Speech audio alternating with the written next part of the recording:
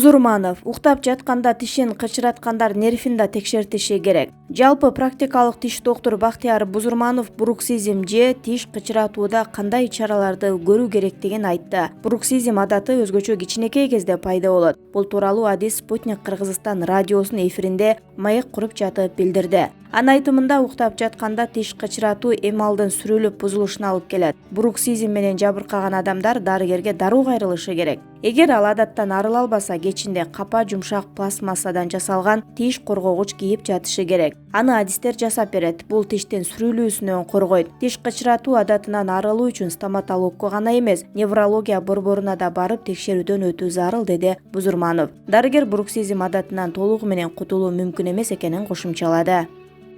Ичеги карынды иштетип, иммунитетти чыңдайт. Авокадонун пайдасы. Авокадо көптөгөн пайдалуу касиеттерге ээ. Анын ичинде ичеги карындын иштешине жакшы жардам берет. Витаминдерге жана минералдарга, айрыкча калийге бай авокадо иммундук системаны чыңдап, сезгенүүлөр менен артрит оорусун алдын алат. Мындан тышкары, анын курамындагы антиоксиданттар жашартып, арыктатат. Ошондой эле курамындагы клетчаткалар тамак сиңирүү системасынын иштешин, зат алмашууну жакшыртып, гормоналдык фонго оң таасир берет. Авокадонун дагы бир белгилей кетүүчү касиети, андагы пайдалуу майлар калориясынын жогору болгону менен зыяны аз. Жада калса, кант диабети менен жабыркагандар колдонот. Бул азык тамактын сиңишине өбөлгө түзүп, азыктардын даамын сездиртет. Андан сырткары, авокадодогу фолий серотониндин деңгээлин көтөрүп, терс эмоция менен күрөшүүгө жардам берет. Витаминдерге бай, организмге пайдалуу деген 10 азык тизмектелди.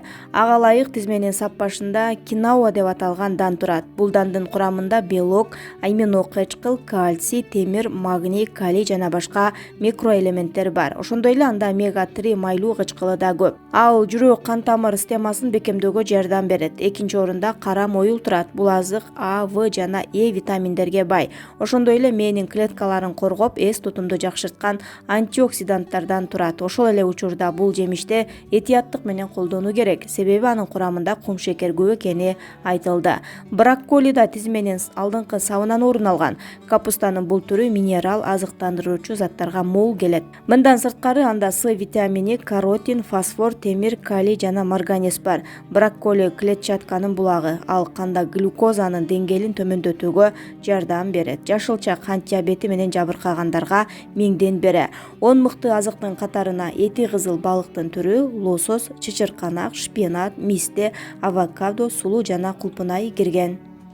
Адис: жумуртка диабеттен жабыркагандар үчүн пайдалуу тамак. Жумуртка экинчи типтеги диабет менен жабыркагандар үчүн пайдалуу азык. Бул тууралуу РИА Новости Америкалык диабет ассоциациясына шилтеме берип жазды.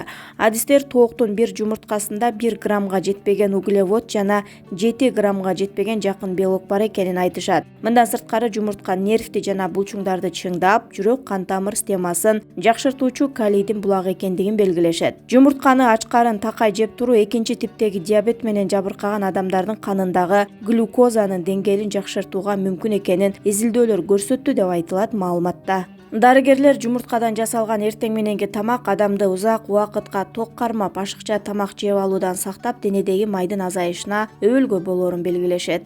Дарыгер шишкебекти даярдоодо кайсы кошулмаларды пайдалануу кооптуу экенин айтты. Шишкебекти маринаттап жатканда уксус жана майонез колдонуу ден соолукка өтө кооптуу болушу мүмкүн. Бул тууралуу Известия басылмасы жазды. Диетолог Ирина Морозованын айтымында, майонез жогорку температурада организм үчүн өтө көп көлөмдөгү зыяндуу заттарды бөлүп чыгарат. Ден соолугу мен үчүн кымбат деген адамдарга бул өтө жаман вариант, деди ал. Уксус кошулуп маринатталган эт болсо, адамдын ичеги карынына терс таасир этет жана бөйрөктө ооруну пайда кылат. Дарыгер ошондой эле маринатка айранды пайдалануу да зыян экенин эскертет.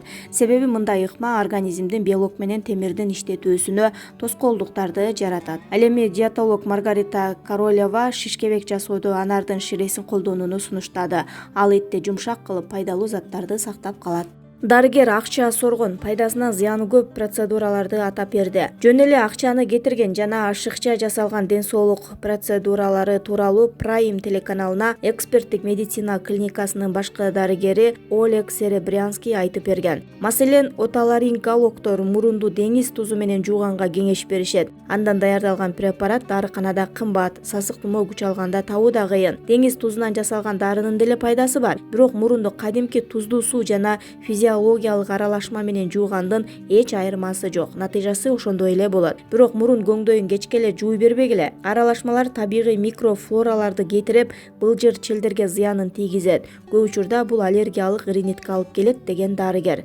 Ошондой эле физиотерапиялык процедуралар сакайтат деген илимий тастыктама жок. Аны негизги процедура менен чогуу же андан кийин сунуштап жүрүшөт. Физиопроцедура адистин көзөмөлүндө жасалса зыян эмес, бирок чоң пайда күтүп деле кереги жок. Андан сырткары курч кармаган респиратордук вирустук инфекция маалында медиктер толгон токой витамин менен биологиялык активдүү кошулмаларды жазып берет. Бирок туура тамактанып пайдалуу азыктарды жеген кишиге алардын деле кереги жок. Мындан тышкары дарыгерлер суук тийген адамга антибиотик жазып туура эмес кыларын кошумчалаган. Ал билдиргендей антибиотик күчтүү препарат, аны ичкендердин организми дарыны тоготпой калат. Аллергия менен күрөшүүнүн натыйжалуу жолу бар. Адистин кеңеши. Аллерголог Елена Супляк бактарак өсүмдүктөрдүн чаңын жактырбай, реакция кылуу бара-бара астмага жеткирерин айтып, аллергия менен күрөшүүнүн натыйжалуу жолдорун сунуштаган. Аллергологдун айтымында апрель-май айларында гүлдөгөн бактарактардын чаңына аллергиясы барларга адатта дары-дармек спрей жардам берет. Мындан сырткары аллергиясы барлар кийимин алмаштырып, үйгө барары менен жуунушу шарт. Ошондой эле үйгө аба нымдоочу жабдууларды орнотууда сунушталган. Адис күн сайын бөлмөдө чаң турчу жерлерди маал-маалы менен нымдуу чүпүрөк менен арчып турууну эскерткен.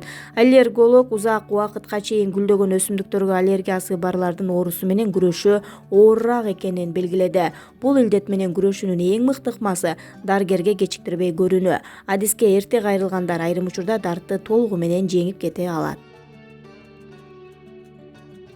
Боор өзгөчө кам көрүүгө муктаж орган. Боор биздин организмдин фильтри жана фабрикасы. Эгер ал дартка чалдыкса, анда башка органдарда да оорулар жаралат. Андыктан боорду ооруга чалдыктырбаш үчүн туура тамактанып, аны убагында тазалап туруу керек. Боордун кызматы жана боор ооруларын алдын алуу. Боордун негизги кызматтары өтүү иштеп чыгаруу, канды чыпкалап тазалоо, канды суткасына 400 иреттей тазалоодон өткөрөт. Кан менен кошо андагы зыяндуу заттардын баарын бактерия, вирус, нитрат жана башка өзү аркылуу өткөрүп, аларды зыянсыздандырат. Эгер мындай заттар организмге тамак-аш, дары-дармек аркылуу көбүрөөк кирип кетсе, боордун аларды зыянсыздандырууга алы жетпей калат. Зыяндуу заттар боорду топтоло баштайт да, боор акырындап дартка чалдыгат. Чыпкалоодон жакшы өтпөй калган кан курамындагы уулуу заттар менен башка органдарды дартка чалдыктырууга өтөт. Ошентип боор ооруса, башка органдардагы дартка чалдыгышат.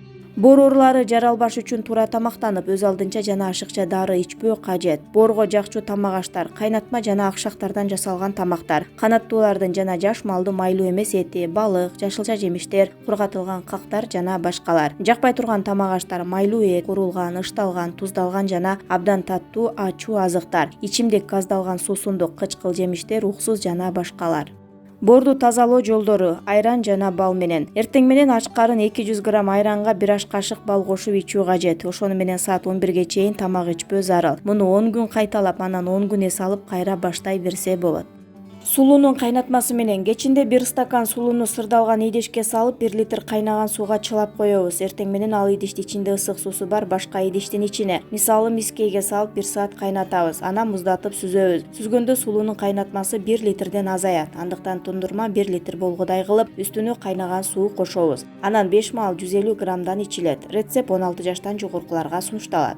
Шире жана сорбит менен. Боорго зыяндуу заттар толо баштаганда көпчүлүк адамдардын териси, айрыкча кол буту кычышып баштайт, тери кургайт. Демек боорду тазалоо кажет. Бул ыкма ичине 3 этапты камтып, боор менен кошо өт жолдорун да тазалайт. 1 жылда 2 рет колдонсо жакшы. Биринчи этап 3 күнгө созулат жана диета кармоо менен жашылча жемиш ширелери ичилет. Bir күндө 1-1,5 литр. Диета тамак 4 маал аз-аздан ичилет. Жалаң кайнатма тамактар сунушталат. Коёндун, торпоктун, канаттуулардын этин сууга бышырып жесе болот. Перловка, гречка боткосун жесе организмден уулардын чыгышын шарттайт. Жашылча жемиштерди өзгөчө капуста, кызылча, ашкабакты тамакка көп колдонсо, ичегилерде тазалана бермекчи.